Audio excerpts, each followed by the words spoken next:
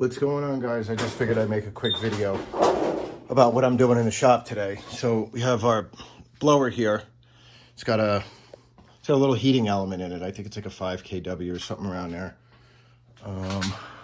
Yeah, somewhere around there.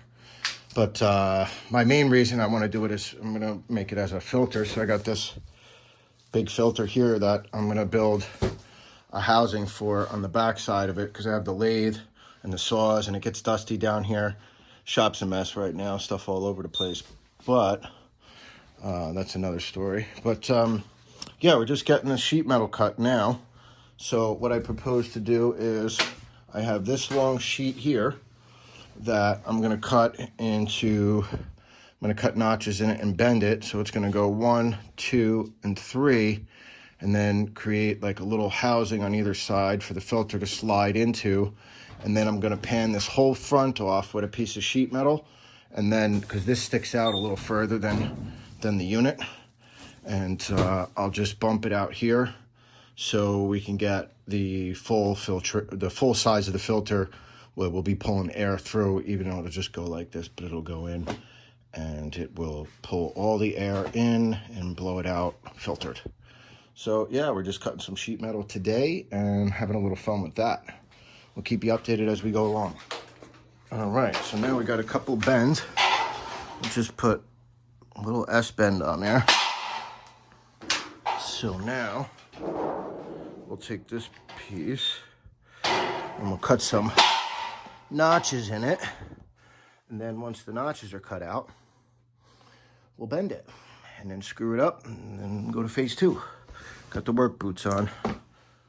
All right, so what we have up here so far is the filter slides in this way, like so, and put a little piece here for bracing.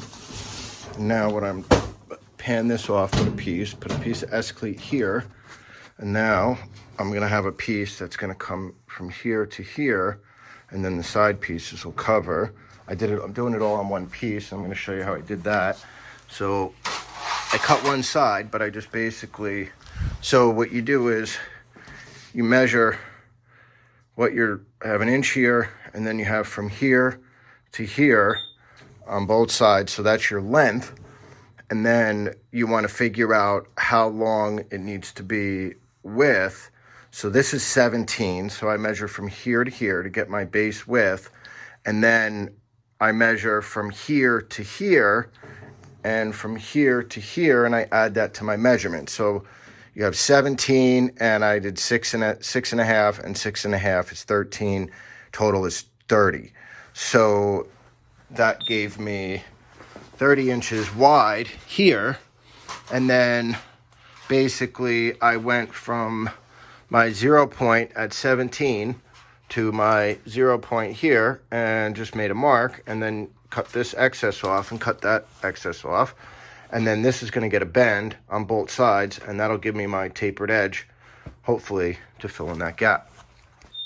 Just wanted to show you, I don't have a brake, so I do what I have to do to make bends.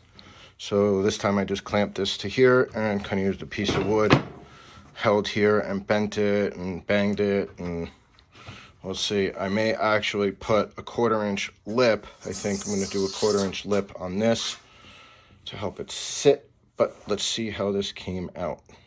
All right, so final is in. I just got to zip it together, but that's what we're looking like.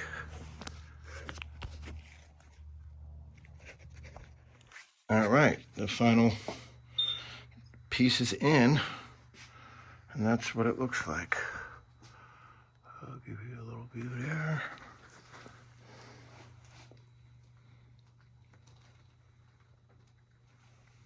And put a little lip on there, and I'll zip it together. And then I think I may put one more support here. I don't know yet. I don't know what I'm going to do with that yet, but I might just leave it. I don't know, we'll see. I'm going to seal this off really good though, so nothing gets past the filter. And that's it. I'm just going to zip it all together, and we're done with this little project here. And then I'll put it back up, and then we'll start on the wiring. I gotta get it wired. I gotta run the wire from the panel. And fire it up. But yeah, she's coming along.